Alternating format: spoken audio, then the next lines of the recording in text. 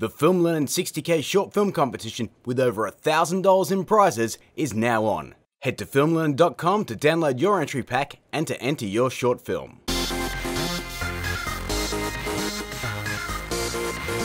Hey guys, and welcome to the second episode of our YouTube Masterclass series. In this episode, we'll be focusing on making your landing page easy to navigate and looking all spiffy with some good channel art and thumbnails. We'll also cover some important tips on playlists and uploads. So let's say that someone stumbles upon one of your videos and they enjoy it. What's the next thing they may do before hitting that subscribe button? Now, if you said click on your channel and check it out, give yourself a crisp high five. And guess what? If your channel looks like this, no channel art or bad channel art, inconsistent thumbnails, or no order to the uploads, then chances are they may go, ugh, and they're probably not going to subscribe. And can you blame them? So let's take a look at what I've done with my channel for an example. As you can see, I have a channel banner that's fun, vibrant, and establishes a tone for the channel itself. Remember that your channel banner is the first thing people will see when your page loads. So if it's crap or confusing, it sets the tone for the rest of the channel page. Now, I'll be the first to admit that my previous banners sucked. Initially, it was just my company logo and nothing else. I then added my show names, but it wasn't until I made this banner right here that I truly settled on something I feel showcases film learning in a simple yet effective way. My social media accounts are visible, and I have a channel trailer that auto plays as soon as the page loads.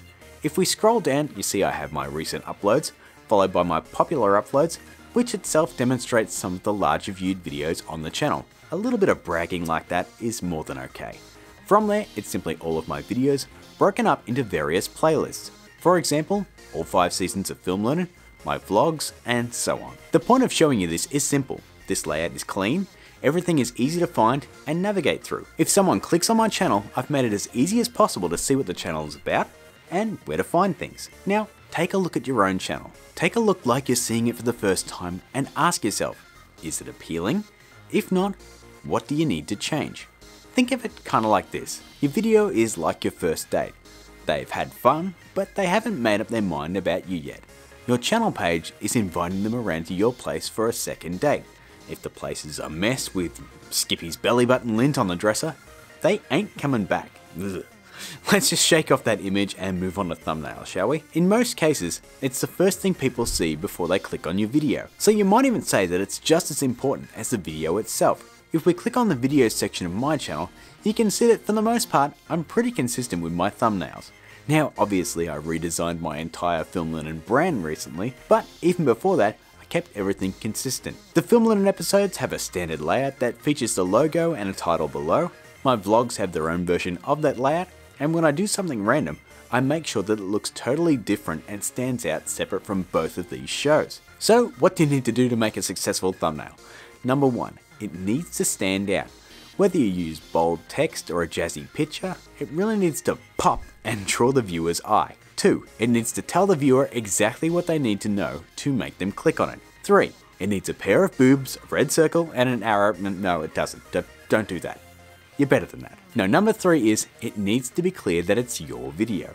Whether you use a particular font or a logo or a color scheme, make it clear that this is your brand. If you can fulfill those 3 major things with a thumbnail, it'll make your video stand out much more than it normally would. So we've covered how your channel should look. Now let's take a look at another important aspect, the uploads, because that's the meat and potatoes of your channel, the damn content. One thing you should decide early on is an upload schedule. While it's fine to upload randomly every now and then, your subscribers do enjoy knowing when you'll upload a video. Once a week, say twice a week, once a month, or whatever you decide to do. Not only is it good for them, but I found that giving yourself a deadline, be it weekly or every few days, gives you that extra push you need sometimes when making your content. Sometimes that voice in your head or on your shoulder telling you to get it done is a good thing. Keeping to that commitment really does help you in the long run because it helps you establish a workflow. And once you've done it for a few months, you'll find that it gets easier as you're getting better at it. Now when you do upload, here's a couple of things that do come in handy. Always upload either private or unlisted. Never upload in public. Why? Well, firstly, it gives you a chance to review the video in its uploaded form before you send it out to your subs.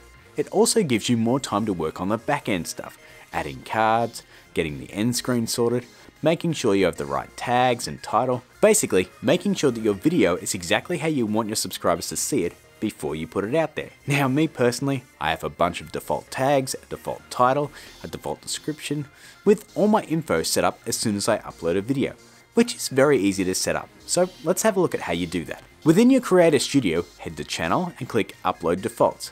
Here's where you're able to fill out all of those parameters I just talked about. This will save you a bunch of time in the long run if you do this, guys. You'll also notice that I upload all my content unmonetized by default as well. That's more of a superstition these days, as my old videos never got past the review stage when I uploaded with monetization on. So whether you do that or not is totally up to you. It's just my crazy way of doing things. So guys, that'll do it for our second episode of YouTube Masterclass. Be sure and come back for episode 3 because we're going to focus on adding some sweet production value to your YouTube videos. So guys, I hope you enjoyed this episode on Masterclass, and if you did, please smash that like button. If you're new, why not hit subscribe and turn those notifications on? We've got a lot more Masterclass this week, and you don't want to miss a single episode. Speaking of which, we have our first episode right here, as well as our 60k short film comp, which is still open for entry. We've got our social media crap right up here, Facebook, Twitter. Until our next episode, keep learning.